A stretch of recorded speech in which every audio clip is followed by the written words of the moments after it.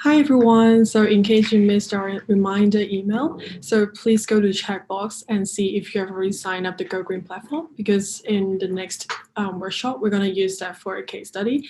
So please go into the link in the chat box and sign up, because you need some time for you to confirm your email as well. So we're going to start the workshop in 2 minutes.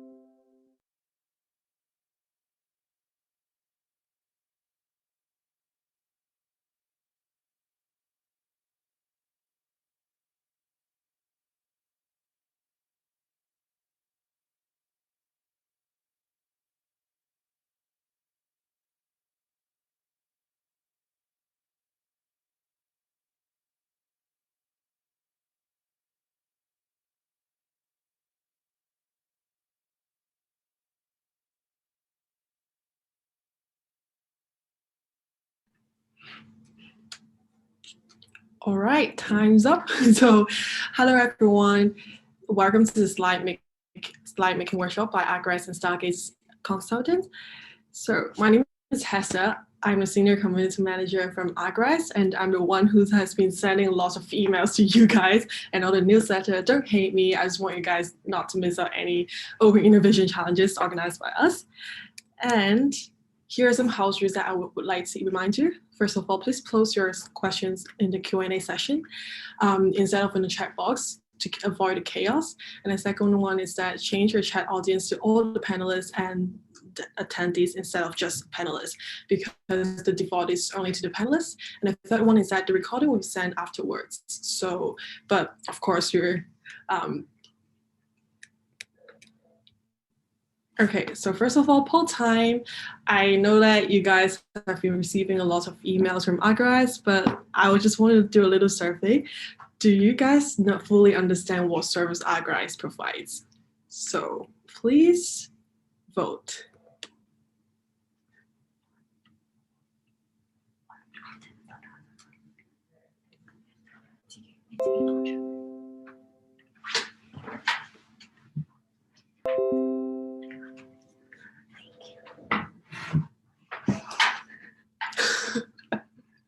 Wow.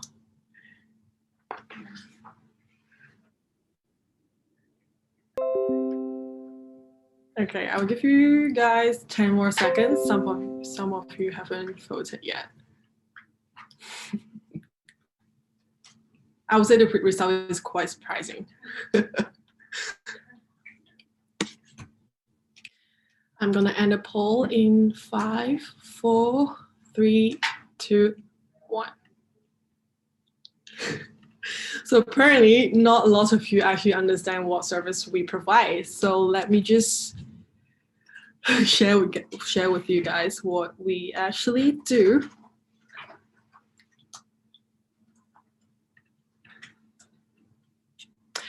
So Agres is actually a platform who hosts open innovation challenges, including hackathons. If you're from the major of computer science or engineering, I'm sure that you're very familiar with what it does.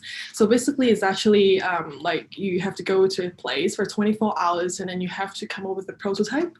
But right now, we organize a lot of online hackathon because of the COVID. So basically, you have a lot of time for you to launch a prototype after a period of time.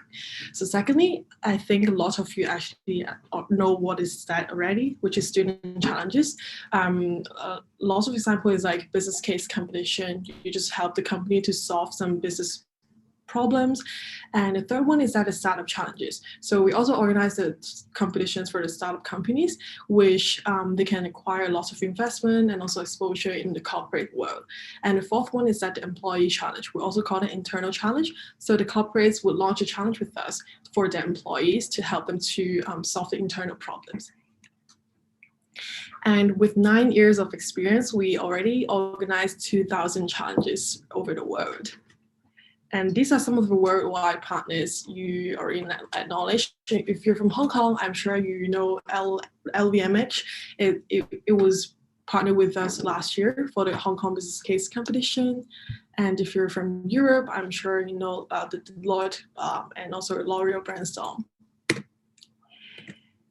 So here are some of our students and recent graduate what they said about our challenge. Oliver, you're here. Can you please say hi to us? I saw you're participating in the workshop as well.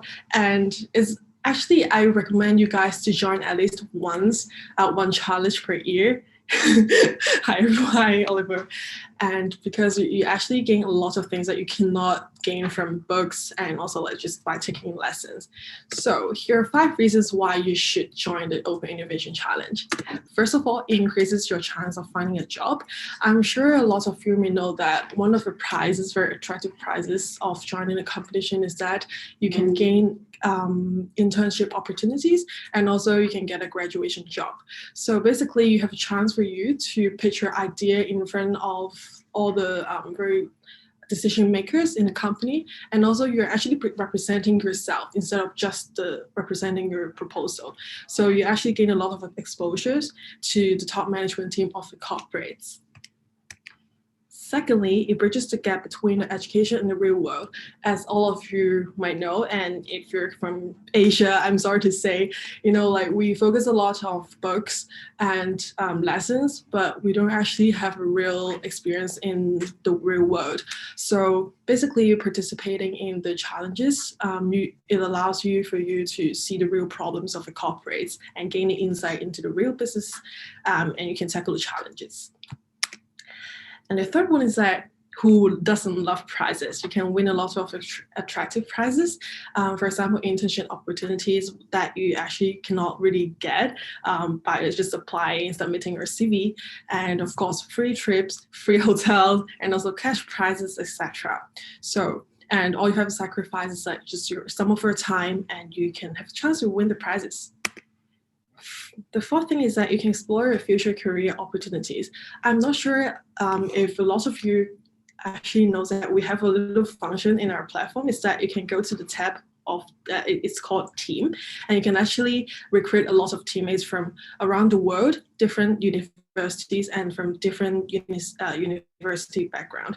So let's say if you're a business student, you can team up with someone who is in a computer science major, and you can learn something from them. It allows you to explore the different fields and acquire the new skills as well. And lastly, challenge yourself. I mean, instead of doing a lot of TikTok challenge, I really think that you guys should do a real challenge, especially in this COVID-19. Don't waste your time just sitting at home and take some challenge, and I'm sure you're gonna gain so much more than you expected. So I'm just gonna introduce some of our current challenges that is open for all of you. First of all is the ADB challenge. It is open to the general public. They are actually launching a series of digital against COVID-19. They have tons of challenges in their website. Go and check that out in iRise platform. And the second one is that we're currently working with Microsoft. They are launching a virtual hackathon as well. And it is open to everyone here, and especially for developers. And for every one of you, if you sign up with the platform, you can get 200 credits, Microsoft credits. And the third one is that the case that we're going to use later in the workshop with Sonam, it's called Schneider Go Green. We're working with the Schneider Electrics. So I would say it's the largest global student competition in the world. So please go and sign up, and we're going to save it later. And thank you, everyone. This is a brief introduction of Agrise. I really hope that you understand more about Agrise. We're not just a company who send emails and newsletter.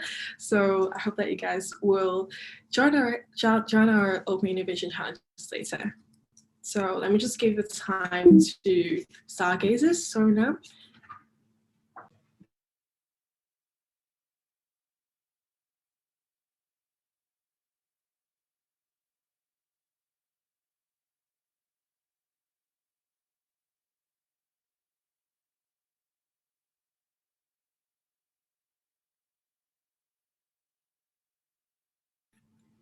Okay, so hello everyone.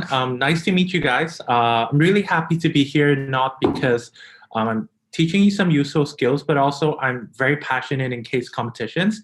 I've joined a lot of local and international case competitions. But before we get to the interesting part of today, where I teach you guys some practical skills for you to do well for your next student challenge, let's give you a little bit introduction of Stargazers Consulting, right? So if you have noticed us on LinkedIn or even Instagram, where we do most of our promotion on LinkedIn, we're actually a group of young professionals who will soon be MVP consultants, and like me, who is heavily passionate about case competition and also entrepreneurship. So what we really want to do is actually to train the students and equip all the university students, be it of a business background, computer science, or etc., to actually excel in these competitions. Because we think that many students, if you're a first timer, you really need to be empowered. And most of the time, you might have a really great idea, but at some point, you lack the skills to excel and actually do well in these competitions. So our mission and vision is actually very clear. So we envision that the leaders of tomorrow will not be bounded by things like the lack of knowledge or skills, and they can indeed solve problems by building a very practical solution. So what Agrise does is provide a lot of innovative challenges, and through giving you the practical and necessary training, we really hope that we can take it to the next level. Together, more students will be actively participating in these challenges. So our team is me, myself, and I'm actually a fresh graduate from the Chinese University of Hong Kong. So if you have stalked my LinkedIn or I know some of you guys there. I've even met you in person, and that's not in Hong Kong, in Vancouver. Alec, hello, and also some other students. I've participated in a lot of international competitions, and today we also have other two team members who unfortunately won't be here with us, who's specializing in consulting and also financials. So I feel like case competition is really more than just a competition itself. It's also an opportunity for you to travel to other places, to meet people, to talk to people, and get to know how businesses or even companies do things from another side of the globe. So participating in these competitions, right, really gave me a lot of empowerment and also cultural awareness at the same time, in which I can use not only for my university courses, but also when I work in the future or talk to people, and as well as try to make a positive impact in society. So just a little bit more about myself. Having joined so many, like 30 different case competitions, I think it's really no longer about just winning the competition itself, but more like getting the experience and enjoying the process, working with 50 to 60 different people at the same time to solve real business problems and also meet new people. I would say that it's a very rewarding experience. And given how most of the things now are under Zoom, due to COVID-19, I think it's even a greater opportunity for you to meet students globally and not just locally, to work together for the innovative challenges. So if you're interested in Stargazers, which we regularly give giveaways, training materials, workshops, then do follow us over on LinkedIn. We mainly promote via LinkedIn, not our website or Instagram. And there are definitely many goodies that you can get out of our LinkedIn profile. So just a recent goodie is that we have had a 200 slide casebook giveaway on our LinkedIn. So it covers a lot of things from strategy formulation all the way to financial projection, PowerPoint design, and etc. So if you're interested and passionate about case competition, do check that out. Okay, so that's all for Stargazers, and hope you know a bit more about Stargazers. Let's quickly get into today's main topic, that is the first part, ideation and research. So I'm not sure how many of you guys have participated in a student challenge or not, but I personally feel like when you work on a problem and you think of an idea, most of the time, initially, it might be a bit generic. So you need to work a lot harder to make sure that it stands out and that it is innovative and unique at the same time. So let's talk about getting insights and information. So most of the time when we get information, we often think that I probably took a certain course from university, and that is why I could translate those information that I've learned to a business problem solution. But I would say that it is very far from the real problems or even solving real problems. The reason being what we learn is actually very basic. And to make it more solid and to make it more reliable, we ought to get more information, not just by learning in our university courses, but also getting the information from existing databases, news website, and business platforms. And what I'm talking about is not your typical Quora or other user online sharing platform, because those are very personalized and they might or might not be reliable or credible. So I'll say that platforms like Bloomberg, Statistica, Euromonitor International are a great way to start. So on your right are actually some consulting reports and articles. They're very long, 50 to 70 pages, but if you have time to go through them, do go through them, because the insights that they provide there is actually super good. There are a lot of pages, but then after reading and consuming the 50 pages, I'm pretty sure you'll have a lot more knowledge in that particular industry. And definitely next time you come up with a strategy, it'll be up to par with what companies are looking for. So the second step is to understand the case company via their annual reports and news. So if you have participated in a student challenge before, I'm not too sure whether you guys have actually gone to the company that's hosting the business challenge to learn more about the company first. Most often we think that we can propose an app, a new idea, or something that's very innovative, but it might not be what the company is looking for. It might not align with their mission and vision. And at the same time, what we propose might have been something that the company has already did last year. So to understand what the company is doing, going through their website, reading some of their mission and vision as well as their reports can really give you a hefty start when you're dealing with the student challenge.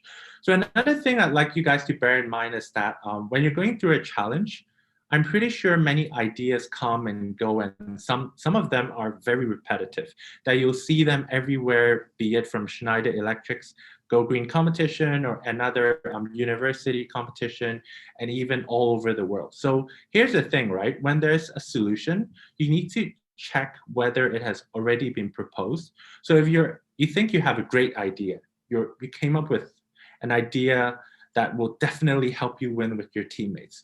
But little did you know that that idea has already been proposed 2 years ago. And without knowing that, you submit your report, you would have wasted all the effort, all the time, and all the things that you have spent and worked on this PowerPoint or presentation or even proposal. So getting things checked and making sure that they have not been proposed before and are truly innovative is very important. So let's take a look at the third part. So it's really about dissecting the key question and formulating hypothesis.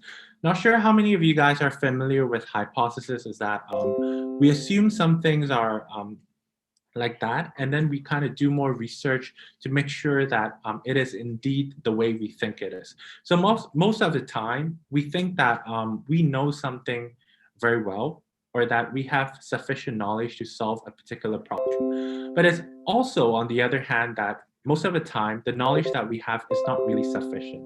So we think that we know something, but then not really. Because to be honest, business problems or even Schneider Electric's problems are a global problem, and they're very difficult to solve. So let's take a look at this. You have all the way from access to energy, all the way to decoding the future. So do not limit yourself to an idea or framework. So let's say you're using a particular framework for all different problems, and you think that this particular way of doing things will solve every problem in every one of your student challenge. Or you might have won a previous student challenge. Unfortunately, you did really well. That's very good. But then if you're using the same idea to go through another student challenge, then there might be a problem in overlapping and it's not tailored to this particular challenge. So pick 1 or 2 categories out of the 5 and then go in depth rather than touching all 5 to 6 cases and discussing a little bit of it. So the most important part of it is actually to go in depth, but not to touch upon every topic and feel whether you're comfortable with a particular topic or not. So analysis and hypothesis can only get you so far with the basic understanding. So every student challenge or even case competition will require innovation and creativity. And it is something that I think my words cannot explain what I mean by innovation and creativity, but it's just there. It's something that hasn't been proposed. And once you get it over to the market, to the judges, they're going to appreciate. So let's move on to slide design. And moving on to slide design, I would like to ask you guys one question, right? So how many of you guys use PowerPoint templates? Okay, so let me launch.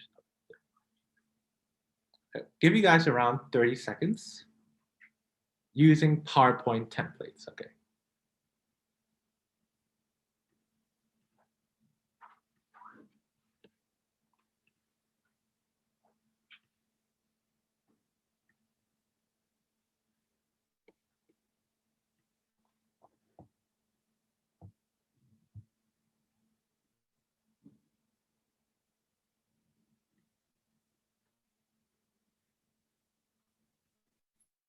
Okay, so let's see what happens. Oh, wow, surprisingly, 53% of the students here use PowerPoint. That's remade template that's all over the place where you can download either in PowerPoint, Google Slide, or even online. And you have people that say, nope, but I have struggles in using PowerPoint, and 33% of the people would be proficient at making PowerPoint. So that's indeed something that's worth mentioning.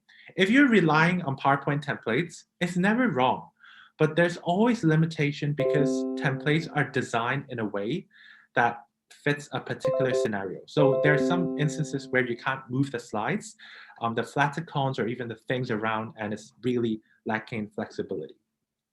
So let's talk about some basic slide design, right? So I want to give you guys around 20 seconds to look at this. So I think the first problem here is about the title. So whenever you're making a PowerPoint, it's always important to have a catchy title. And in the 21st century, we focus on storytelling. So just because you have a brilliant idea but you can't deliver a story that convinces people and also buy their heart, then you might be one step closer to losing the student challenge. So telling a story is actually very important.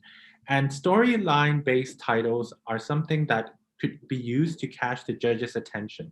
Most often when you present a new slide, the judges will focus on your title for 10 to 15 seconds. They want to know what you're proposing, what you're actually doing. And here the storyline-based title can be digital banking has a large potential and can create vast positive impact in the long term. Then the next part, you explain a bit more about how digital banking can make a positive impact to, let's say, India. Then down there, you have India as the second fastest digital adopter in the world. And meanwhile, using digital banking could. So you're presenting a story rather than simply stating how, okay, so 33% of the people believe that digital banking would be useful. So if you put a title like that, it's mainly statistic, it's not convincing enough, and it's not more of a storytelling. Then down there is more of like an informative title where you feel like, let's say partnerships are the way to go for financial sustainability and feasibility. So you're trying to put a lot of information so that even within 30 seconds or 40 seconds of looking at the slide, you would have sufficient time for the judge to understand what's going on. They won't get lost in the process because let's be honest right here. So if they're flipping through your slides in a student challenge, they would do it really quickly. And even when you're presenting in person, there are times that some information might be missed. So having a catchy title is actually very important. Then the second thing is I cannot stress the importance of this, that is remaking a chart. So very often students would just get beautiful charts made from McKinsey reports or even well-known consulting firms or even just by Google. So on your right is actually a chart that I've randomly grabbed on Google. And it looks perfectly fine, right? It conveys the data, it delivers the message, and there isn't much problem with that, except the very fact that if you're proposing a student challenge and doing something, well, imagine you have 20 different type of charts that look completely different. They're not aligned with the color of the slide and the template that is blue, and they're also very difficult to read. So the first thing is always remake your own charts via Excel. So I'm not going to teach you that today, but I think it'll take you no more than 5 to 10 minutes to copy and paste the words and numbers there and then remake it in the color tone. The second point is actually skip out the 0. Have you noticed that estimated population in thousands, you have 5,000,000. So it depends on your objective. If you want to scare your judges with the numbers, go forward with it. If not, I personally think that eradicating the 0 eliminates the time needed for judges to count the 0. So by the time you finish counting the numbers on the right, you're probably done with the slide and I have no idea what you're talking about. This is something that you wouldn't want it to happen. So the third one is what I mentioned earlier, alignment. So use the same color. Very often when it comes to alignment and color, we would use the color that the company uses. So if the company is blue, then we would use blue slides for everything. And if it's green like Schneider Electric, then we would use green as well. So make sure you align with the company because very often their company's own slide will also be in that particular color. Let's take a look at these two examples. These are remade bar charts. So you might feel like it's a little bit different because it's red and it's orange. So I've extracted this from an old challenge. So the template was actually orange and red. So here we have on your left, so bar chart. It indicates clearly what's happening with the correct color tone. Then on your right is also interesting because I want people to focus on India. So if you have noticed that I've actually made all the other countries a bit lighter except India. So immediately your attention will go to India. So I'm no creative designer, and I'm definitely not very good at art, but I know for sure that if I make everything lighter and I want something to stand out, I just need to make it darker or vice versa. So that way everyone will focus on India and you immediately get your point across the panel and the judges. Then here comes another very important thing. So apart from making your chart, I would also like to talk about how, in fact, having source box is super important. Most of the time, you have all these amazing data, information that you really want to present to the judges, like 70% pick beers on the spot, and you have like 6 different alternatives, and they're all amazing information that you want to deliver and get your message through. But here's the thing, right? So as a judge, I would be skeptical of where you get your information, because let's be honest right here, I can easily change the 70% to 99% success rate if I want. So changing a number is not very difficult. And sometimes in order to make sure that people believe your numbers, you ought to put the box on the bottom right corner. For example, the numbers here, I got it from Biz Journal and Craft Brewing Business. So this is the slide, but then all the information here has been extracted based on reading articles. So talking about articles, do make sure that they're credible sources. So do not write something like Google and do not copy the whole link there, because if you're presenting, I don't think judges will click on the link and it won't work because they can't do it virtually, and I doubt they would do it. But then of course, just putting the name for credibility is more than important and enough. Okay, so before I begin with the slide, let's take a look at this for 20 seconds, okay? So tell me how you feel about the slide. You don't need to say anything, just look at the slide.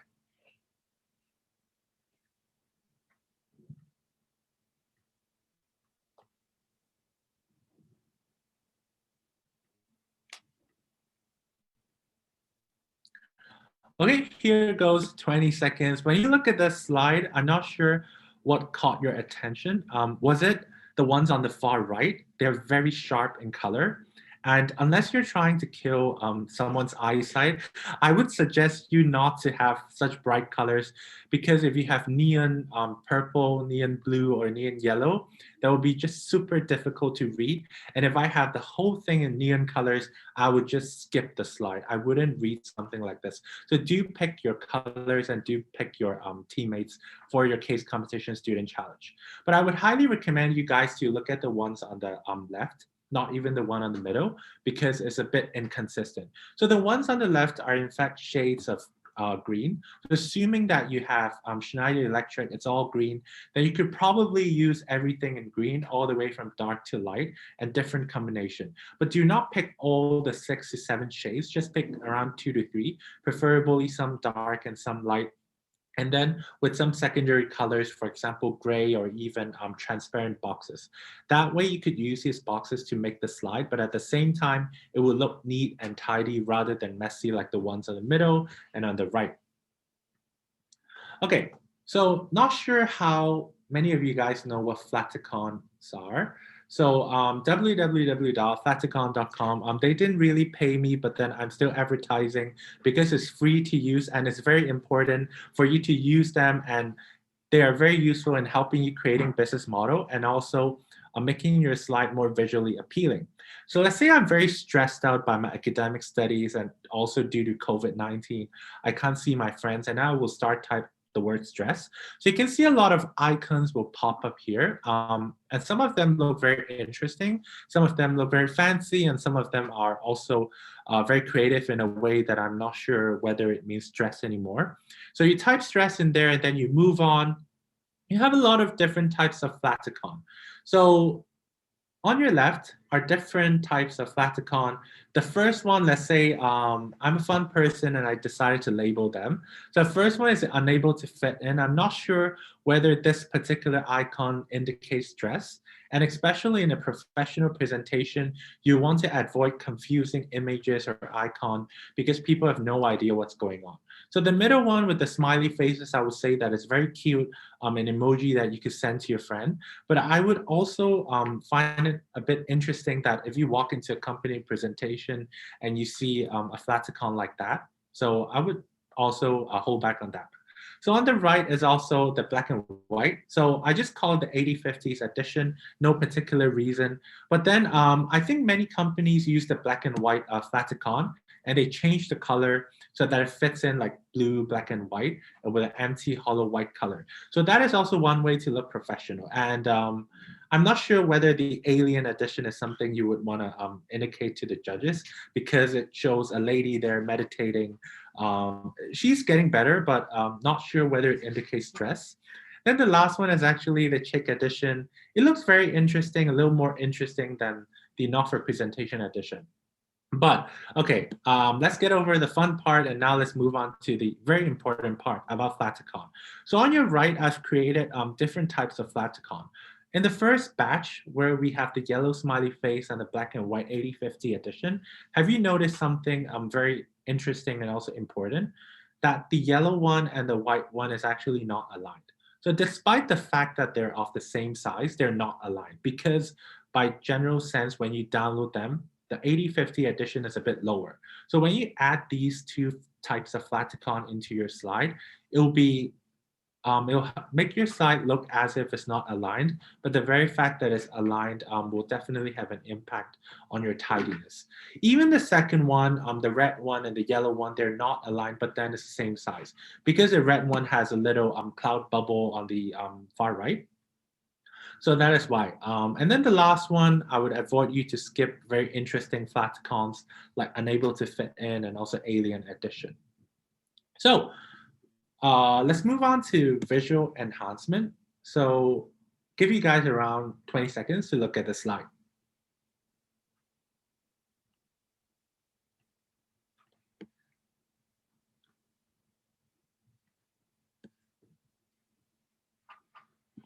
Okay, so the message is very clear. So when I put the slides and the pictures here, you could see a very huge difference. But I've also seen that a lot of students, having been to local and international competitions, many students have difficulties cropping a picture. So they would either stretch it to fit the diagram, the place, or just to make it smaller and so that it becomes a bit thinner or even a bit stretched. So bear in mind that all these little things matter.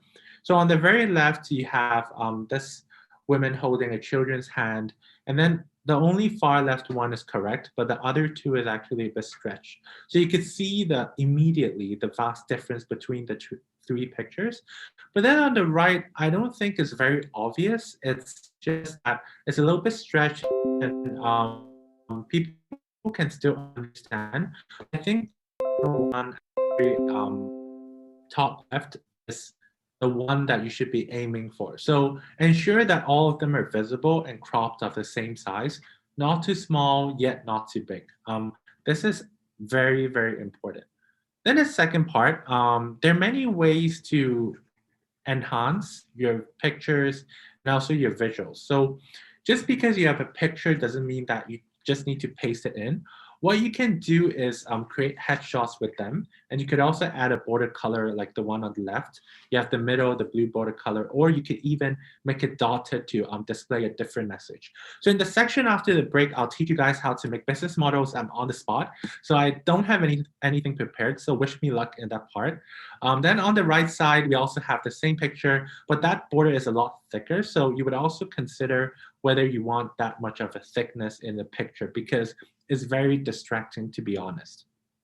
So another way to enhance your visual image, if you've noticed on the left, there are different pictures as well as with a darker border color and lighter color. So here's the thing about pictures, right? So pictures is not just all about putting the words below, above, or next to it, but you can also utilize the pictures and put the words on top of the pictures. Because let's be very honest, there's only limited space in a PowerPoint.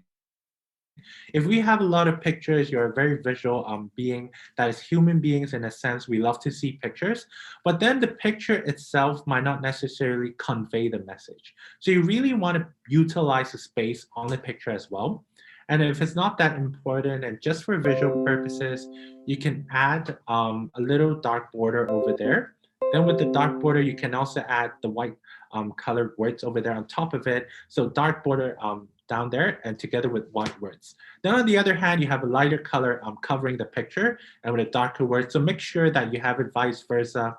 And to make it is very simple. Find a picture, create a box, and how I made it lighter in color or darker in color is simply setting the transparency. So you could go to either Microsoft PowerPoint or even Google Slide and set the transparency and add a message in the box and combine it with light and dark color, vice versa. So let's move on to this part. This is called 2-column and 3-column slide.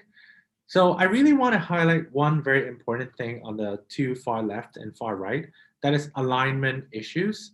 So a lot of students have actually made PowerPoints without aligning things. That is, you submit all these things like crammed together, crammed over there. And it's like a few people working on their own templates, and then you merge it together, then you submit it, right?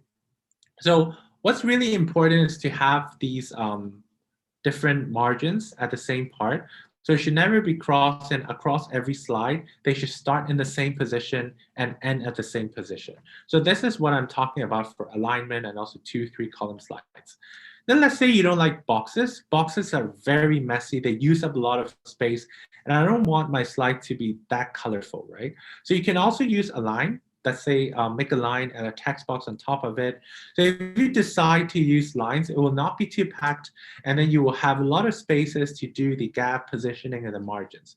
So what happens if you do not align? Because here I am talking about alignment, but if you're not seeing what's happening or how poorly aligned something can impact your submission or even your PowerPoint, then let's see the bad example to learn from it. This is what happens. So look at this slide. On the left, you have the flaticon that's out of the space, and you have the red box that's out of the margins again. So just because a little minor issue, you think that it doesn't really matter, but then if you add things together and put everything together, it really matters. So the gap between column 1 and 2 is not the same. 2 and 3 has a huge gap, and then the picture is in the middle. out of margins and the picture is not centered in the middle. So if I pinpoint all these issues to you, you would have definitely noticed these and you will avoid these problems. So I think many of you guys are a combination of different majors, whether or not you're a business student or you're an engineering student and you have no prior background in making slides. I think we can start with 2-3 column slide. Put your stuff there, make sure they're aligned and double check with your teammates and you can definitely get things done. So this is the example where everything gets fixed. So where we have 3 flaticon and 3 boxes, and the column we have a centered picture, and everything looks neat and tidy. So I'm not sure whether I have some issues with alignment, but then initially I didn't realize it. But after joining a lot of student challenges, this is one thing that scares me a lot. If things are not aligned, I would definitely look at it 5 times and I will call up my teammate in the middle of the night. Hey, can you align this? Can you move it back? Because honestly speaking, this compared to the previous slide is really a big difference. So you ought to get this right and also alignment. So let's also talk about some sample slide design. I think afterwards you can look at the video again if you have missed something or if I'm going too quick. So here are some sample slide designs for beginners, okay? Notice how this is only for beginners. So some of you guys are more advanced and of course you can create your own templates. But if it's your first few times making PowerPoint, it's not your specialty, you definitely need a starting point and have experience built upon participating in Student Challenge. So on the left, you have the icon. So the icon can either be a flaticon or a picture. So this is a very standardized 3-column slide. So 1, 2, 3 column slide where you have a description, hopefully no more than 2 lines, and also an icon. Then the second design is also a little bit different. So on the right is more or less the same, and you might see some things that are actually repetitive here.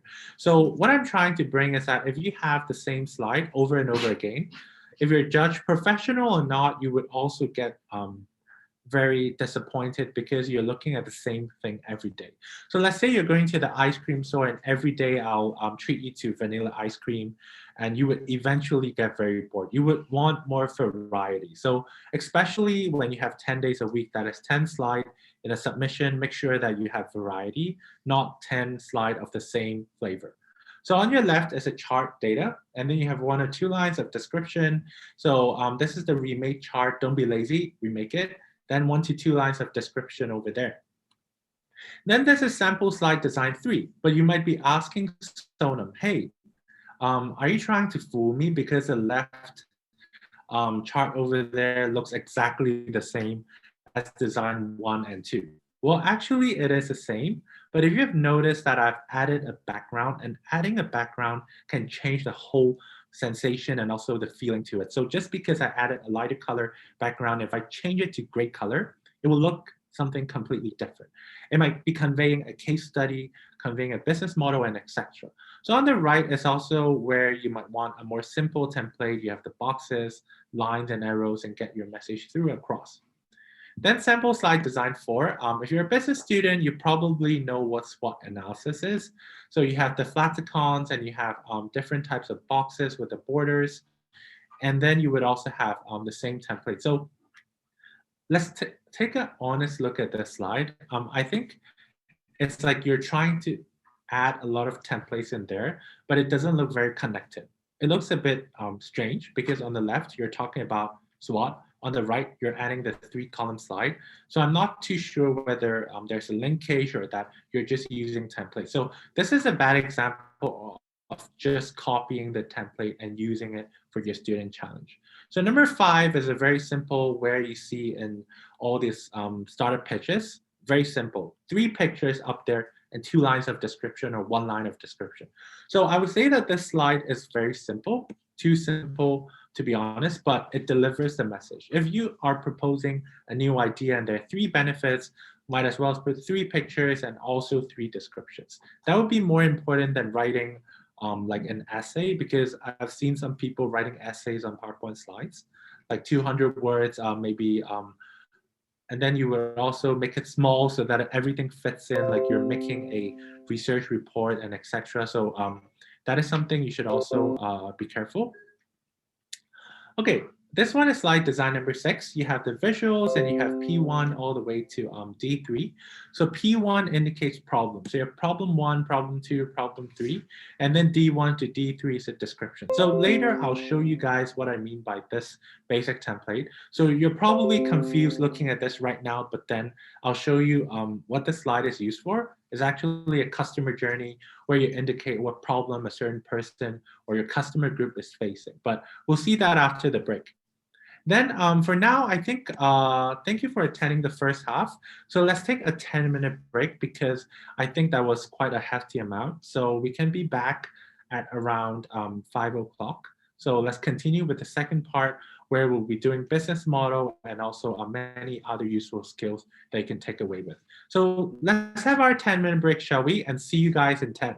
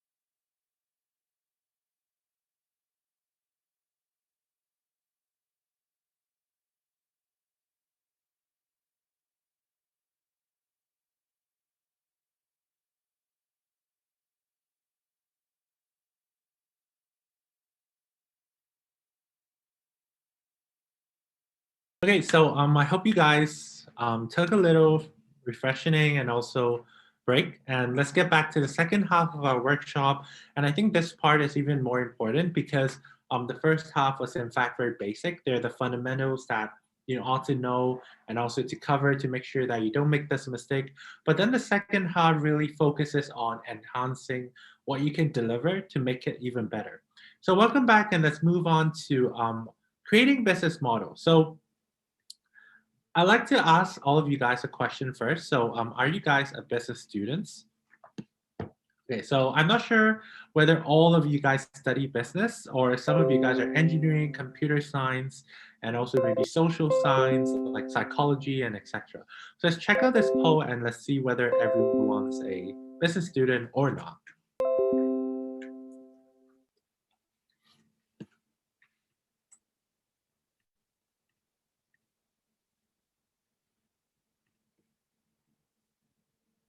Okay, so 10 seconds.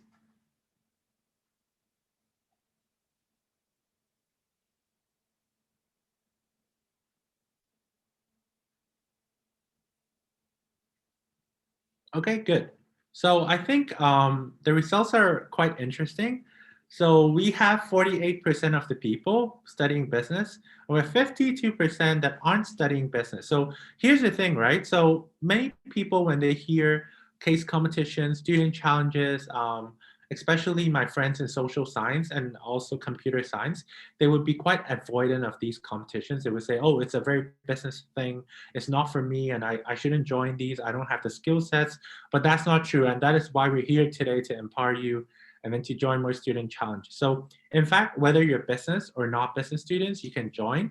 And also, you might also consider cross-faculty or cross-department trainings and also working on each other's skill sets so that you can get things done. So let's get through the hard part first, that is explaining what business models are. So you might think that the first half is really very theoretical, but then the second half is more of teaching you guys how to build a business model in PowerPoint.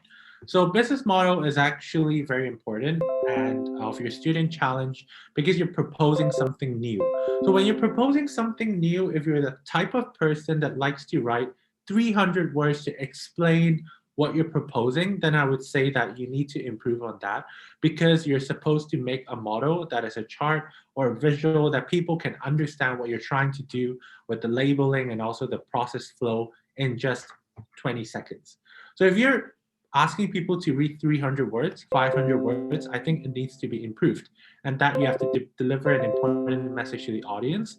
Second thing is that even though I mentioned business model, it needs to be very easy to understand and difficult to replicate. So if it's a business model that's easily replicatable and also I can apply to every challenge, then that's not called a business model. It's just copying something that research has done like 200 years ago and using it over and over again, like some SWOT analysis or pesto analysis.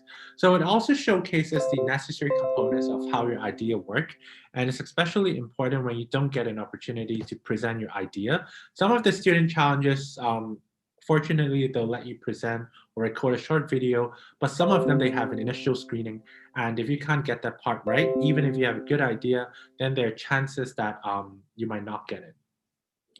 So what is a business model? So let's give you guys 30 seconds to digest something that I took from Google. Yes, Google. I think this was quite reliable. So let's take a look at this for 20 to 30 seconds first, then I'll explain a bit more about this.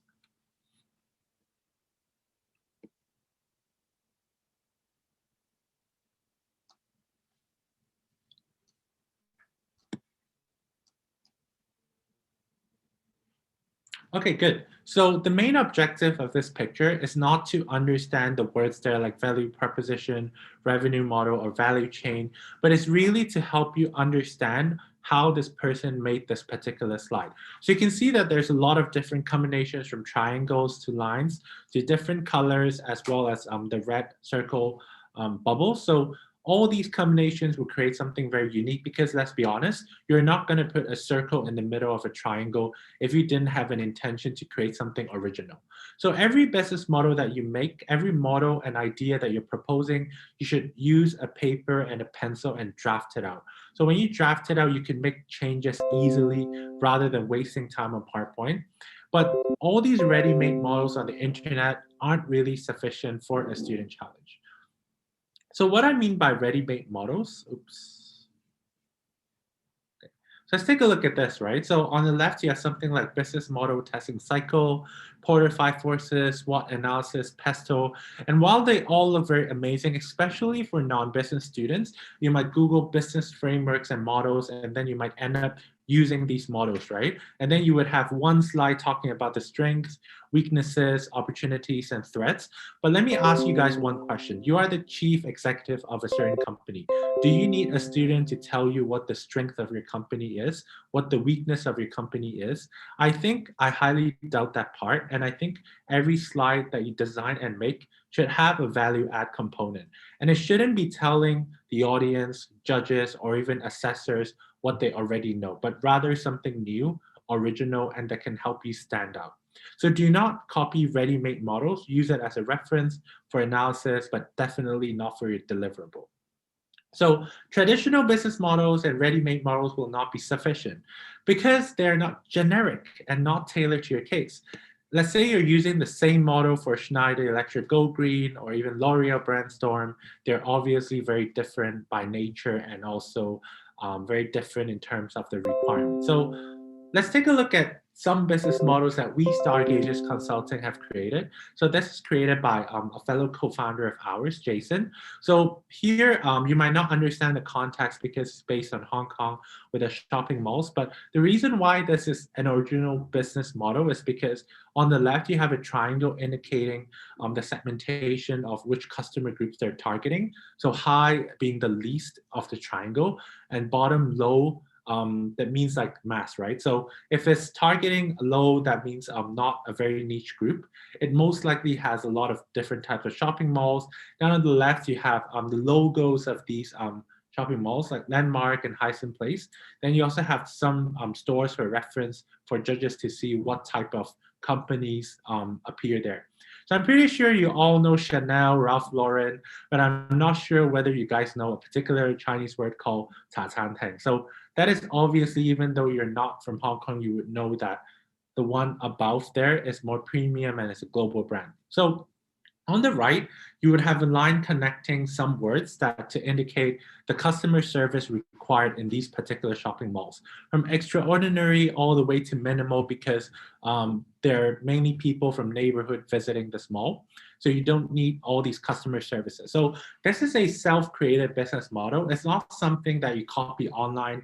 And if you Google it, you can't find the triangle linking to the words or even all these pictures and stores over there. So you always have to make your own model and make it easy to understand.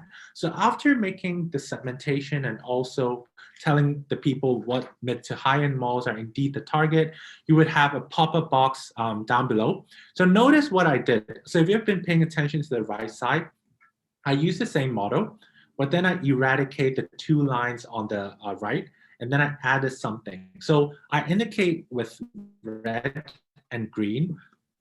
I'm not sure by nature red is something that is not necessary and green might be necessary.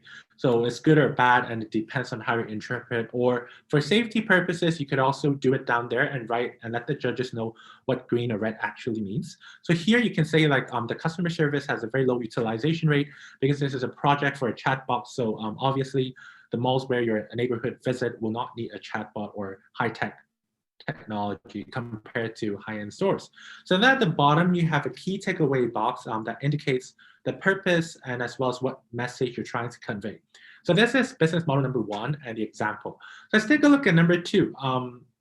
Here we have Julian. So this is what we call a customer journey. So on your left, you have Julian, a very handsome young looking man. He's 24, he wants to be a singer, and you have a bit of description about how he dislikes his job, being an accountant. So sorry for those who want to be an accountant. I do not mean to diss you in any way, but it's just Julian's preference. He doesn't like being an accountant, and he wants to be a singer like many young people.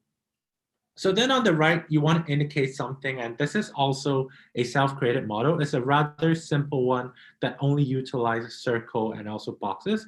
But then he's getting support from this particular organization called Rise, and he wants to establish his own business, make a profit, and succeed. So this is a whole flow, and then what he could get in between is actually guidance and entrepreneurship training experiences and etc.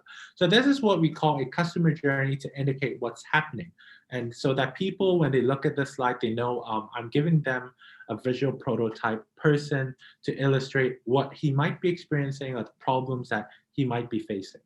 So then now, suddenly Amy Wood joins the event for Rise program. And I really want to indicate the experience level of two of the people. So the first one is Julian. So he has joined for a year. So I'll put him at the highest, that is the red, that is very experienced. So he's experienced with operating his own business venture. This is what I'm trying to illustrate in this PowerPoint. Then down there, you have Amy Wood. You have her experience a bit lower because it's just 3 months. So she completed the basic training and skills development. So with the bar of different colors from top to bottom, and also on the left, indicating 2 lines, their names, and also the year of when they joined, and the experience level on the side, I could tell people what I'm trying to indicate and how these two persons' experiences might be very different.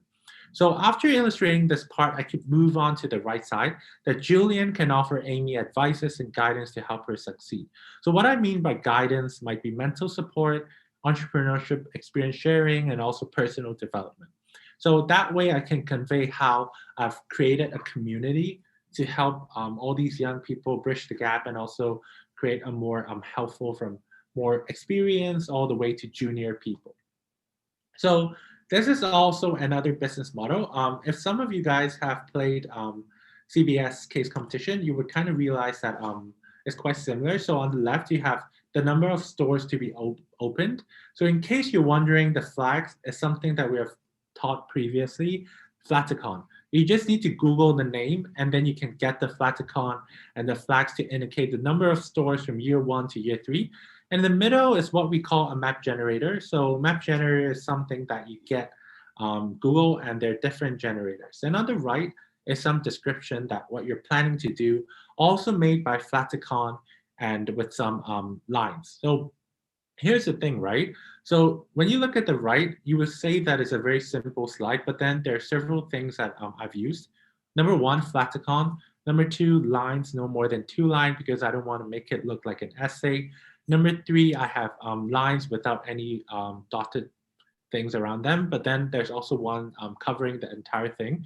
And on the left, I actually twisted the text box to indicate 2019 to 2021. So those are some techniques between and also within a very simple slide. Number 4, we have evaluation criteria and also like Flaticon, map generator boxes, and etc. So what we actually do here is that we want to evaluate whether we should go for direct selling, dual distribution, or reverse channel. So I've created a template here with different Flaticon indicating things from cost burden to scalability and brand building. Then I would have whether this particular criteria or strategy, direct selling, has a very huge cost or whether it is sustainable or not. And having conducted this research, I decided that intermediaries or having a new model is more sustainable. Then I give 2 lines, combines both expertise and standardized pricing. Then we put forward with this particular strategy. Some of you guys might be wondering, I'm pretty sure that, hey, how did you get these boxes? Did you just make that up? Well, technically, yes, they're from a general perspective. So you would know that if you're doing a merger and acquisition, whether you're a finance major or not, you would kind of know that it would be more costly than building it yourself or etc. And then if you're making an app, you would by general sense know that it's more expensive than not making an app. So some of them are common sense and some of them definitely take reference from what is available in Google.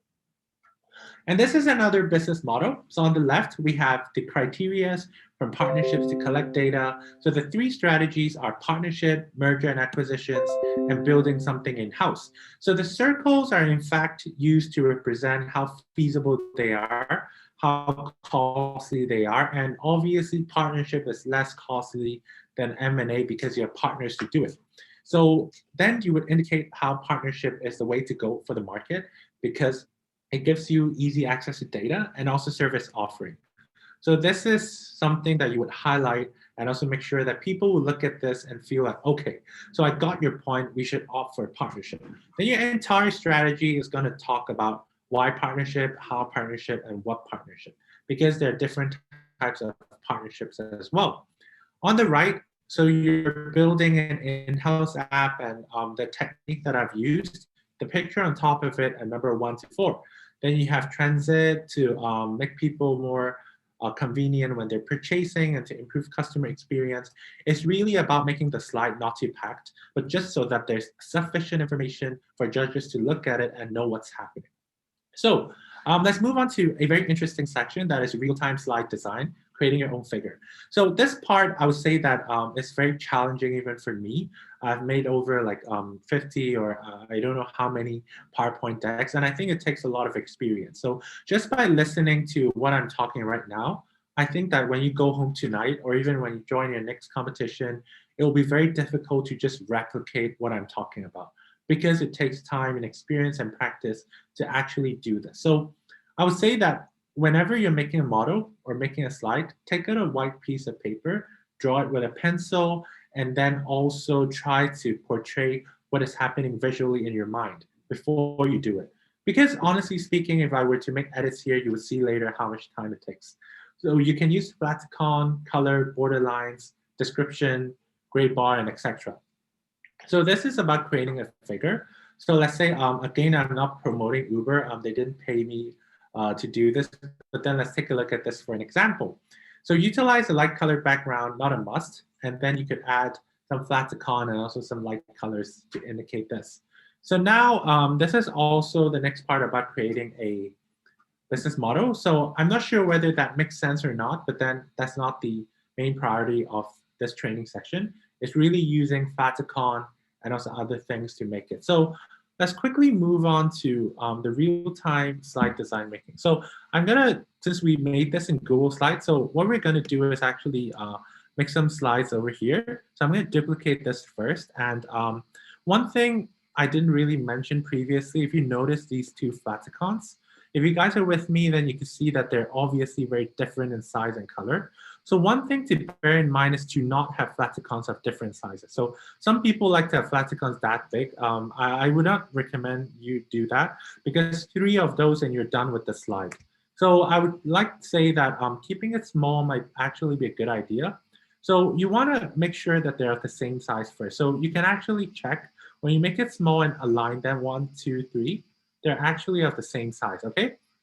So I would like to make these the same size as well. So then, okay, now everything's the same size and I would have this part over here. So I want to make a gray color to cover it and also a title up here. So I'll move this title, let's say Agorize X Stargazers. Okay, so this is what I want to do and something that I really want to indicate so people can immediately focus on this part when I have the word, the underline, and also blue in color. So I've used blue in color because there are instances where you could change it to black as well. So for example purposes, let's change it to black. So you can see it gives us a very, very different experience. So I would say that this is an excellent workshop hosted by Stargazers and Agorize. So I'll say that this workshop is amazing, okay? This is an amazing workshop. So I hope you guys feel the same because really put a lot of effort in this. So this is an amazing workshop and you really want to illustrate. So let's assume these pictures are something like smiley faces or something happy. Then you put 3 things together over here to make sure that they're well aligned. Okay, so look at this. These 2 pictures are in fact not very well aligned because one of them is up there and the other one is not. So you really need to align this. This is centered in the middle, but then the others, they're not aligned. So you will want to make sure that they're aligned. Okay, wow, they're fitting and they're basically aligned. So you would have another one. So here you have one very huge problem.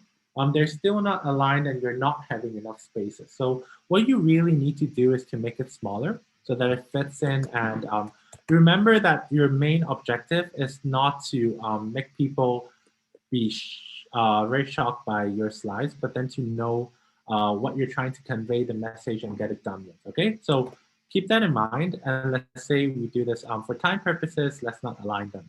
But then normally you should also align them. Okay, so here we go. We have this, and you have amazing workshop. Why? Because you want to say that it's very informative. INFOR, informative. You move it down here. Okay, so here's the thing. You see, it's actually oversized, and this is something you also want to avoid. So the size is really too big right now. So let's just make it 10. You can always change the size, right? But then it's too small for people to see. So you make it 12 and you realize that it's still not fitting and you stretch this a little bit and then finally it would fit in and you align it and it goes down there.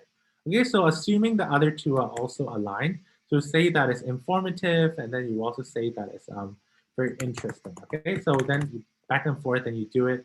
And then if you want to make it more outstanding, you can actually blur it, okay? So this is one thing about creating this. The next part, I'm going to duplicate this as well.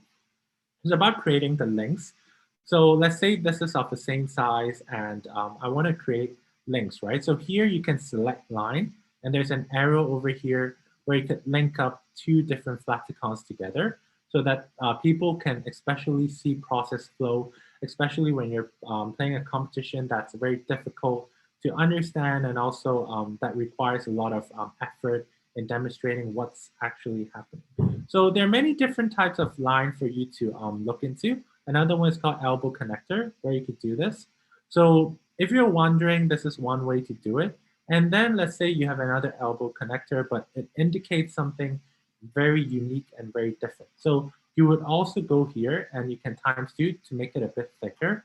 And so everything looks a bit thicker, right? So this is the special part where you want to indicate, let's say it's payment. So you can choose one of these lines and you could do it. So it would have a very different feeling to it. So then after that, you would also add a description below the words, because let's say this one is giving back. Then you would put it, make it smaller, and then you would put it right below here. So you know what's happening. And with everything going on, then you can also have one process flow. So another way to do it is also to change the color, to change the color of this. So you make it transparent, and then you add the border color, and you times 2, and you can wrap this around the box here.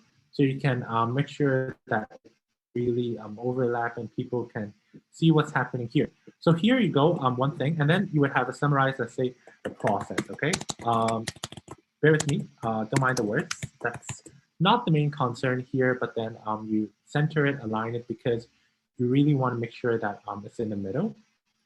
Then here, you can put it on top, and you can move this a little bit higher, okay? So you can put it on top here and indicate something different. So remember, when this happens, it's overlapping. So what you need to do is go to order, bring to the front, then this would come to the front. So this is the process of slide making and what's happening. And there are different variety, but then due to time purposes, I can't possibly do 99 combinations. So this is one example, this is one, and this is also another one, okay?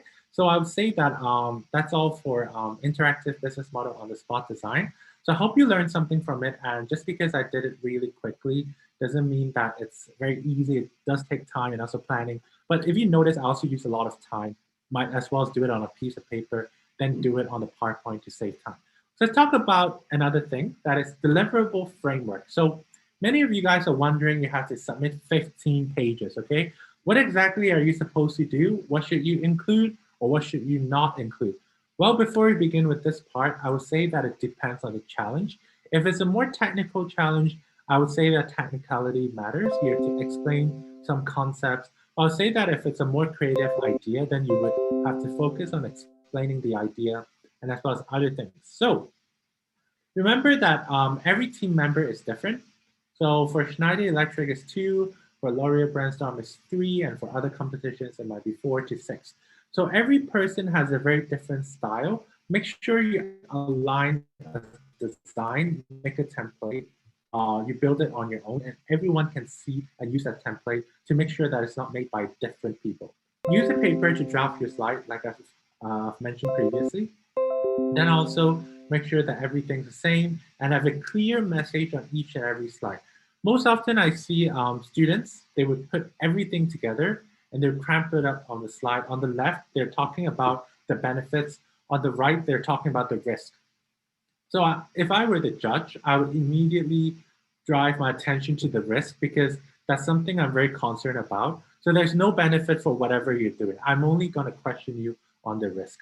So make sure you have one clear message on the benefits and the risk, and also think about what you want to put first. So normally I would put risk at the very end, because that's not something you want to highlight at the first few slides. Okay, so I'm proposing you this idea, but there are 99 risks. So then I don't need to hear this idea, because I wouldn't want these risks.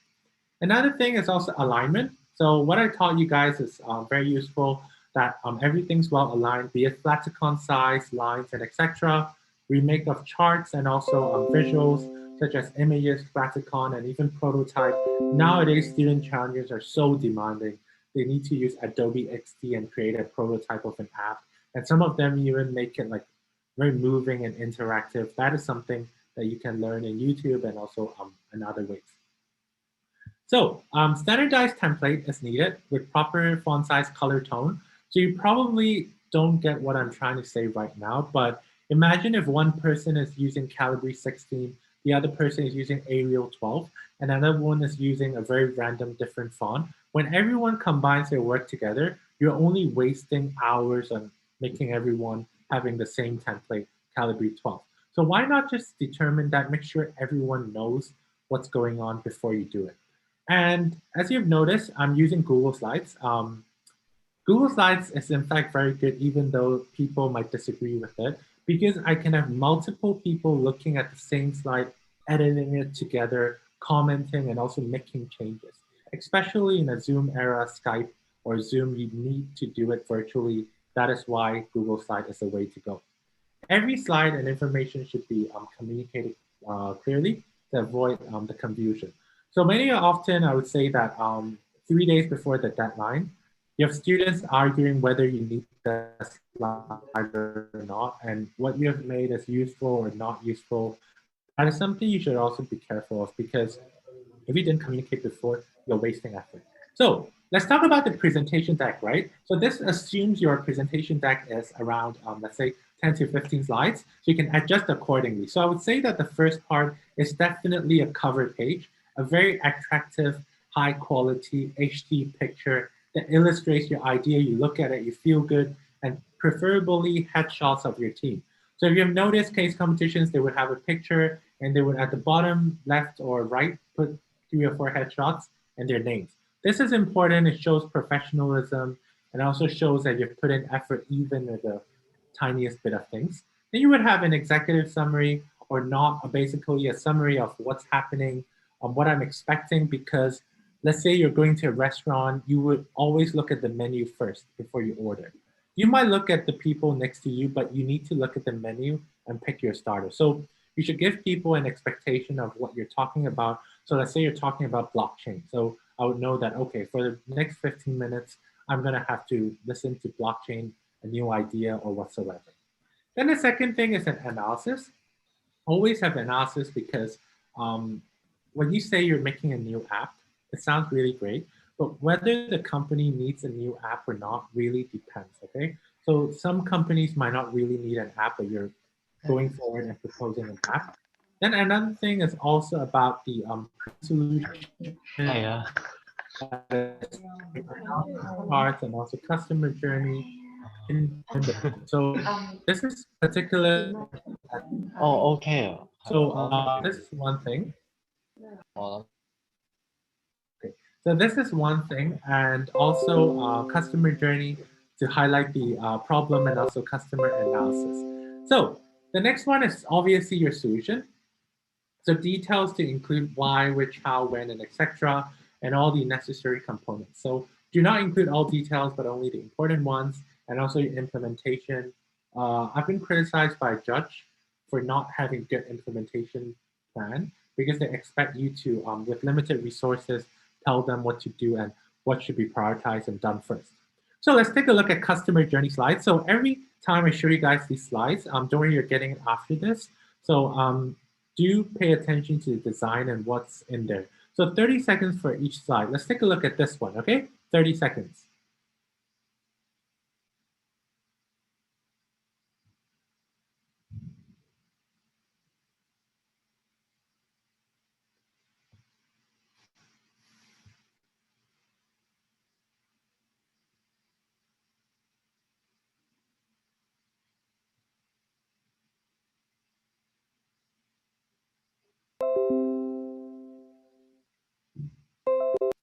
Okay, so this is a customer journey slide.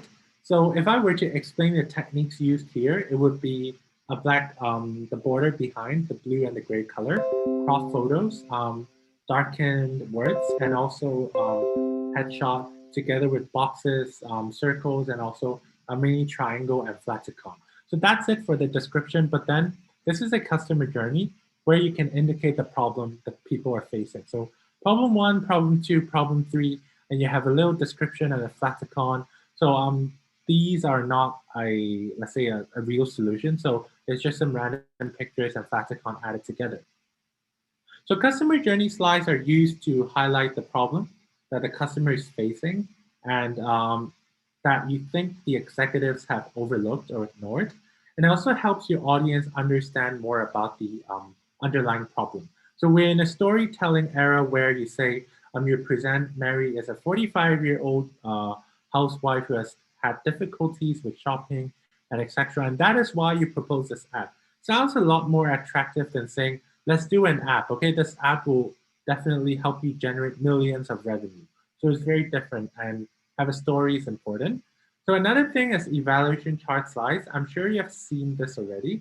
So I'm going to talk about how this slide in particular helps you evaluate things. So bear in mind that you need not put boxes for everything. You can also put circles, put numbers, put crosses, and a combination. For example, in the cost area, you could actually put an estimation of the cost rather than the boxes. So let's say you have 250K, you have 500K or 700K. Then you have sustainability. You can't really quantify sustainability, right? If you can, it'll come in the form of a percentage. But if you can't, then you can just put a box on how sustainable or scalable you think it is. Then this is also another slide for the evaluation chart. So I'm pretty sure we've gone through this already, so I'm going to move on very quickly. So it's to assess a suitable strategy and also the relevant consideration and eliminate strategies that are impossible to incorporate or to showcase.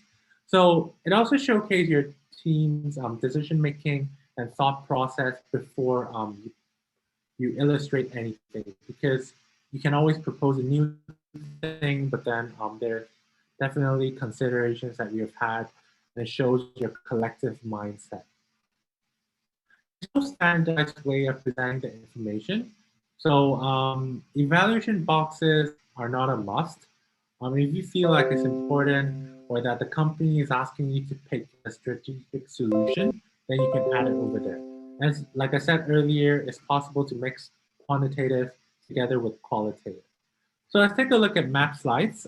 This is a map generator, an expansion plan, very visually appealing. You know what's happening with the number of stores on the left. Also in the middle, your interactive picture, and on the right, your flat icon. So map slides are to make your slide look visually appealing and interesting, and it really helps the audience see what's going on and plan their expansion plan, and then to select or deselect certain country or regions and presenting in details.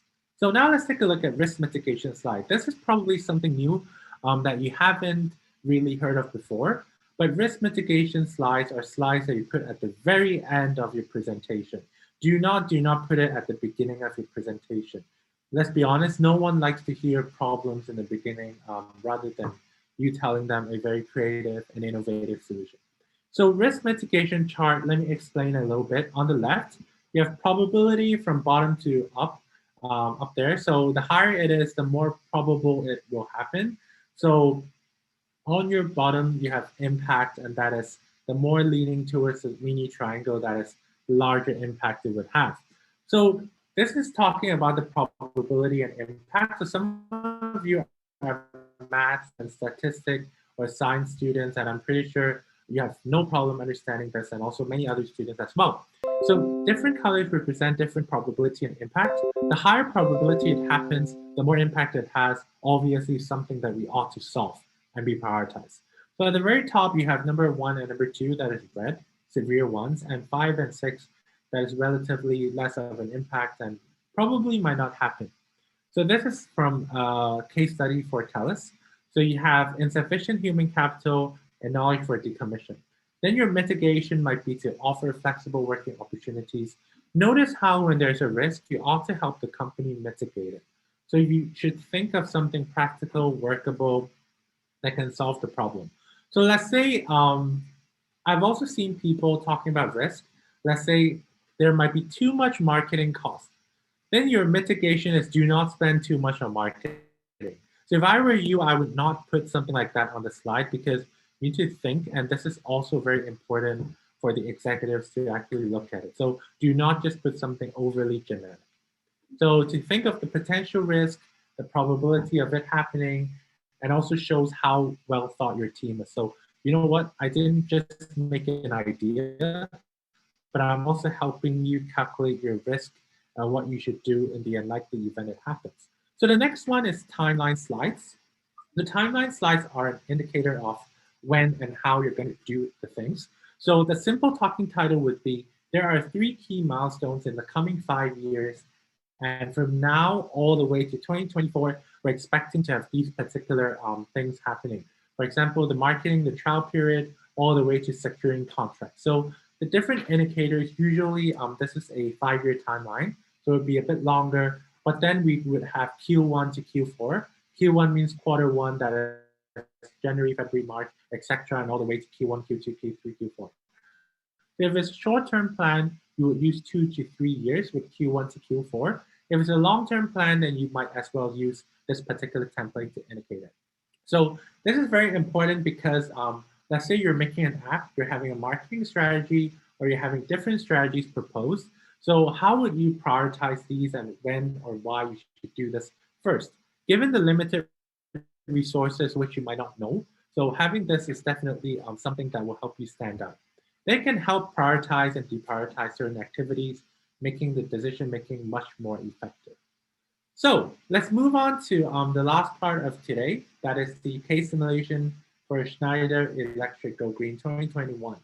Not sure how many of you guys have checked this competition out already, but you haven't, I'll give you guys 30 seconds to go to the website and then you can definitely have a look at it. But even if you don't have time right now, you can definitely visit it after our training workshop to know more about this competition. I'll say that it's very realistic. I would say some of the parts are also very technical. It would be great to have an engineering or someone that specializes in this particular competition. So this timeline here is a representation of Asia Pacific's timeline. So there are different timelines for Europe and also other places. So this is just for Asia Pacific timeline. So the application phase is from September to March 7th. And knowing how it's already almost mid-January, I would say that you have a hefty amount of 2 months left, but that doesn't mean that you have a lot of time because for such a large competition, you ought to do a lot of research. That is not just proposing something very generic or doing it over 10 days. You really need to have regular meetings and plan. So pay extra attention to the timeline and plan accordingly. Don't leave things to the last moment, especially the last 3 days, because you know your competitors are very strong. So here, you look at the competition, you have different parts from access to energy, homes of the future, plants of the future, grids of the future, and decoding the future. Well, by no means, I'm not an engineering student. I'm very much a 110% business student. So if you ask me to do something like coding or very hard tech, I think I would avoid these parts because I don't have the technical expertise. But if I bring my friend Tom and he can join with me, then I definitely have an engineering friend to help solve this together. So before we move on to the case cracking session, so the question you guys should have on your mind is where should we start? How do we begin? Are we starting with the problem first? Should we look at the website first? Or what should we do? So basically, let's pick one scenario that is homes of the future. So let's say I decided to pick this and Schneider is transforming smart homes to sustainable homes of the future. The reason why I picked this one, just for my personal opinion, is because it's more relatable to me and I feel like there are definitely ideas that I already have and can validate. So I would also be careful because I know from time to time, there are definitely those AI and also different techs that we could use to make things faster and also to help create a smart home. So I would avoid those ideas that are very generic and have already existed a few years ago.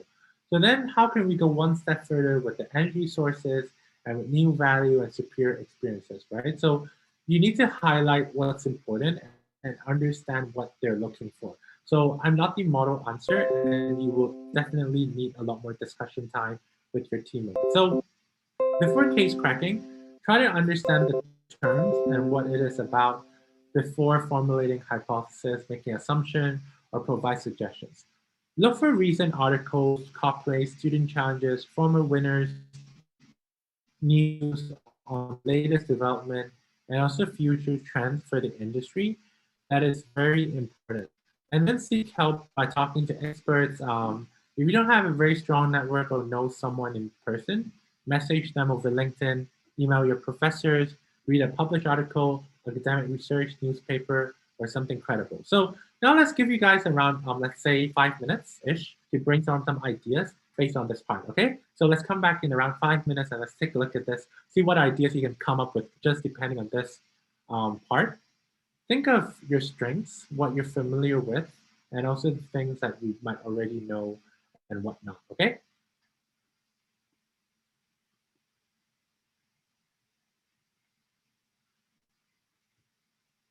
Okay, so let's be back at around in 4 to 5 minutes.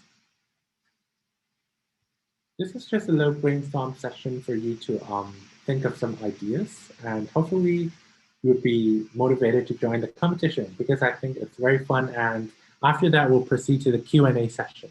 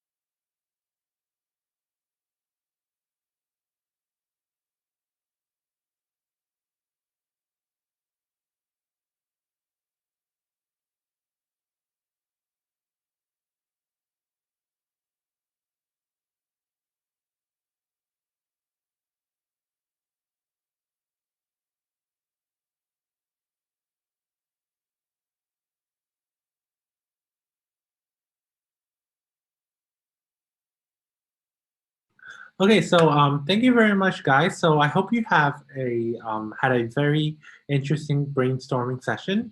I don't expect you guys to get an idea, a very innovative one, in 5 minutes. It'll probably take 5 days, 50 days perhaps, to create a good idea, or even 500 days. Just know that some of the very famous entrepreneurs failed many times, and even some students who join competitions, they don't win after 10 times. It takes some people, it takes a lot more time, some don't. And I also think that luck and skills play a very critical factor in these parts.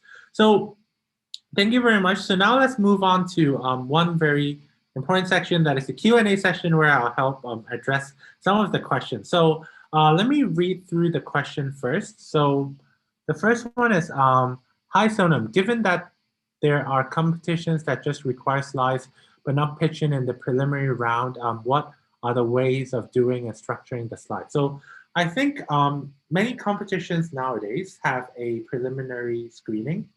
That is, they don't expect you to presentation or stuff like that, because they really want to see the idea first. You can tell that the companies are very focused on the idea rather than how well you present. So they really want something innovative and creative that can be used. So for that purpose, I'll say that you definitely have to try your very best to create a very unique idea. And as for slides, I think if it looks very normal, aligned, and also fancy in color and design, well designed, preferably with more visuals, I think it can definitely captivate their attention. Because to be honest, I recall talking to some of the judges, and to be honest, many of them from different competitions, they said what catches their attention is a good cover page, executive summary, and also the visuals there that make them want to read a bit more. Because if you're putting all words, they might just flip it through and just skip it, even though your idea might be perfectly fine or even very innovative. So these are definitely the drawbacks, but something that you can work on. So I hope that answered your question. The second one is, okay. So this is Musa from Sudan, active in the community with a special interest in education quality. I'm tired to find a team to join them.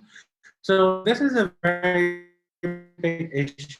So team members, how Agorize's platform allows you to find people from all over the world, where you can definitely work with global people and also have different culture. But do bear in mind that you should perhaps have a chat before you form groups or work with other students. I'm not saying that other students are not good, but then everyone has a very different culture and has a very different style of working. If at some point your personalities or ideas don't align that well, or even there are other problems, miscommunication or not, you would definitely want to have a little Skype chat or have a little meal together over Zoom if you're from a different place. Then get to know each other first, then join the competition. So the more you exchange ideas, you would definitely know how the person is like. And when you find teams to do these challenges, chat with them first before directly forming a team. And as for education quality, I think there are a lot more competition related to these. You can choose to find a lot of members in many different platforms. Or even you could go LinkedIn and message people, and they could definitely reply to you. So hope that helped and answered your question. So now let's move on to the third one. So how are we able to access the 200-page CaseCom guide? So basically, you can go to our LinkedIn page, Stargazers Consulting, and then over there, you could type Stargazers Consulting, scroll through some of our posts, and we have a 200-slide giveaway, I think 4 posts before. So it's around like a month ago. So you just need to paste your email down there. Then after some time, I think the person responsible for marketing will help distribute it, okay? So it'll take some time, but you can definitely input it there first. Okay, okay. There are 2 more questions, whether the slides will be shared with you guys. Of course, the slides will be shared with you guys after this, because the whole purpose is to empower you guys to make more beautiful slides, but apart from that, to also be more empowered to join student challenges. So I hope to see you guys in the winning list of Schneider Electric Gold Green very soon, not just as an attendee in this workshop, but also actively participating in competitions, because the whole objective of this training is to help you guys be more empowered to make more decisions on your own, and also to think of innovative, creative ideas. So definitely will be shared. Hopefully it will help you guys as well. And does anyone else have any other questions? Okay. So I think if there are no other questions or things that we'd like to discuss, I would say thank you very much for attending the workshop. I think I enjoyed going through the things for almost like 2 hours, and I hope you guys have enjoyed it as well. Unfortunately, it's over Zoom, and I know that engagement is a little bit difficult, and some of you might feel like it's a very lecture-based, but I think Agorize and also Stargazers, we have tried our very best to make sure that you have a very good experience. So thank you so much for attending the workshop. I hope you have enjoyed it, and later, if you want to revisit some concept, skills, or things that might have been too quick or you have missed it, you could definitely pay special attention to the emails where we would tell you guys, okay? So, there's also another question. How many ideas should we put in our slides for Schneider Electric? So how many ideas? I would say that it depends on that case itself. Let's say there are 6 categories, right? So I would say that having 10 ideas for one category might not necessarily be a very good idea to solve, because they're probably looking for an idea, a very unique and special one, catered to that particular problem. So just to recap a little bit, I want to show you the slide. So there are different types of options for you to choose from, all the way from access to energy to homes of the future, or even grids of the future. So I would say that having one solid concrete idea that's well thought and informative, it's much better than having 3 ideas that might not solve anything in the very end. So if you're planning to join, do think of something unique. Most of the time, it's not the quantity that matters, but the quality. Okay, so hope that helped. Yep. So I'll just say, oops, there's more questions here. Okay, so you can definitely send it out on the group chat, and I'll answer you guys here in the Q&A session, okay? So how do you prepare for the Q&A segment during the presentation round? Okay, so 2 things. One is your whole team needs to be well prepared and know what you're talking about. So let's say you're talking about something very technical like blockchain.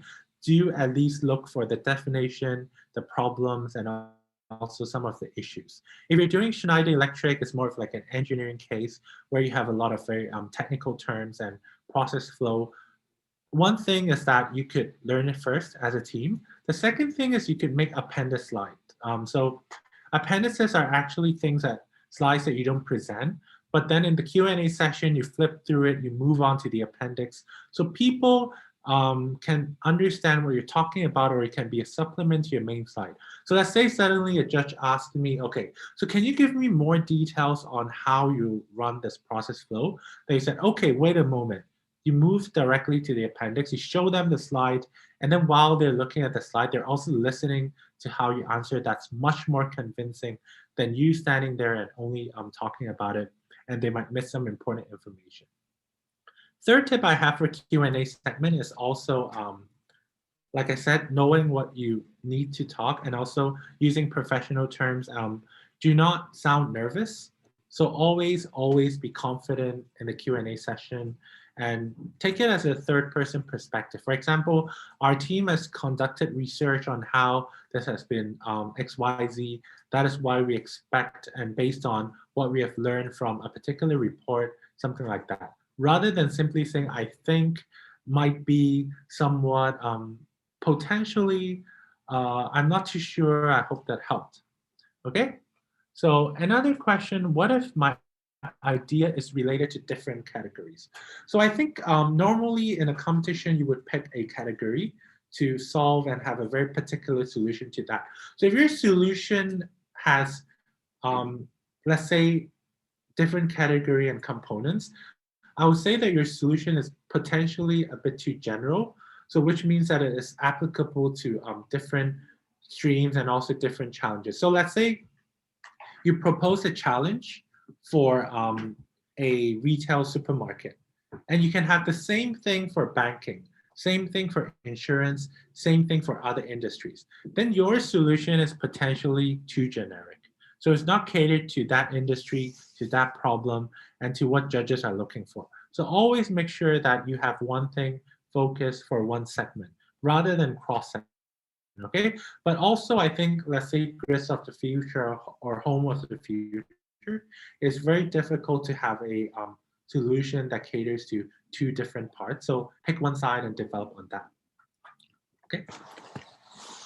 Hi everyone, this is Hester. So regarding the question, actually, I'm not sure about other case competition, but for Stargazer, we always allow you to join multiple different categories.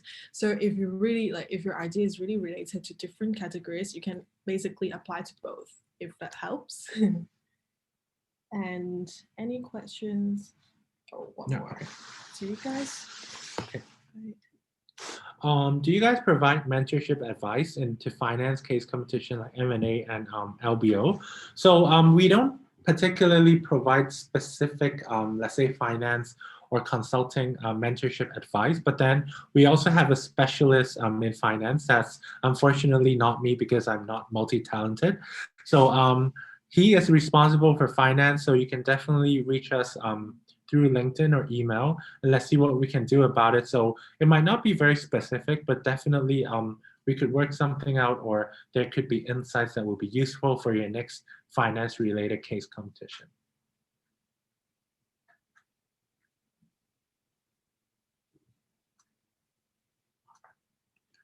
Okay, yep. So thank you very much. So I hope you enjoyed the session, and I definitely enjoyed answering your questions in the Q&A section.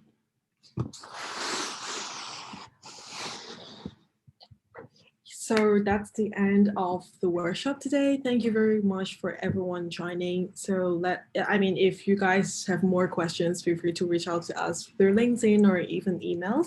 And hope you guys all have a happy new year. Thank you very much. Have a good evening or good morning in Europe. Bye.